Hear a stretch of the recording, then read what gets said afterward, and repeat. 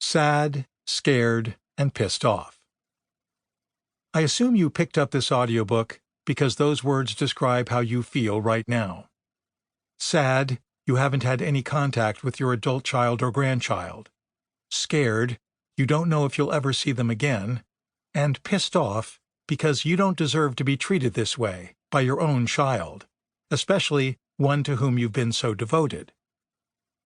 Or maybe you picked up this audiobook because you're reeling from the fact that your child wants nothing to do with you and you have no idea why.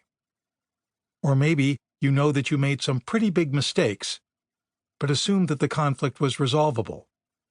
We'll get over it like we always do. No need to panic. To, what does he mean he needs to take a break from our relationship? To, wait, how was I not invited to her wedding or the birth of my grandchild? Every time I am interviewed in national media, I am besieged with referrals and emails from estranged parents who all say the same thing. I thought I was the only one. Parents don't talk about estrangement to their friends, co-workers, even their own family, because they fear judgment. They fear someone will say or think, "What did you do to your child? It must have been something terrible."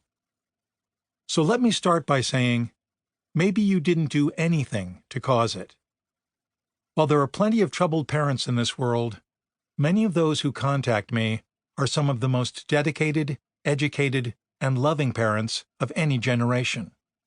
They've read tons of parenting books, spent a record number of hours raising their children, provided their kids with a level of financial support far greater than that provided by their own parents, and tirelessly researched the causes of their children's anxiety, depression, learning disabilities, low self-esteem, ADD, and every other diagnosis known to have a URL.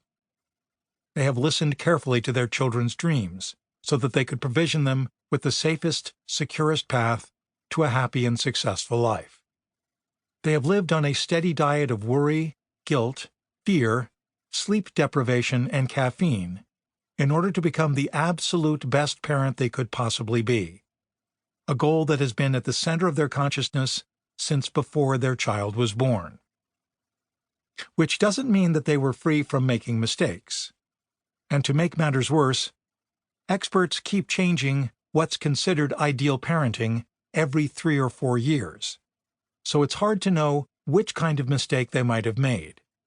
Small and predictable with little smiley faces around the edges, medium and potentially forgivable with a "keep trying" sticker affixed to them, or large and relationship-ending with a yellow and black hazmat warning. Either way, dealing with an estrangement is no small task. Whatever the cause, rejection from the person whose opinion and love you care the most about, whom you love with a mightiness that only another estranged parent could understand, makes the certainties of life feel precarious and unraveled.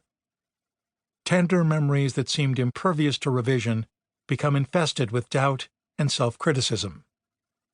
The times you know you were far from your best parenting self are thrust into a torturous spin cycle of, if only I hadn't said that, done that, wrote that. You might have thought, this could never happen to me. I love my child too much. My child loves me too much. We can get through this, can't we? Look at the pictures of us together from before. We were so happy. You discover that nothing draws life more sharply into focus than the loss of a child's love and attention. Whether an estrangement is sudden or gradual, you'll find yourself flooded with images of rocking her in your arms while she was sleeping, swaddled in a blanket her grandmother gave her. You'll see her face on the day she was born, brought newly into the world. You'll remember crayoned Mother's Day/Father's Day cards, which you still have. You'll remember running behind her, holding the seat of her first bike as you let go and she sails down the street.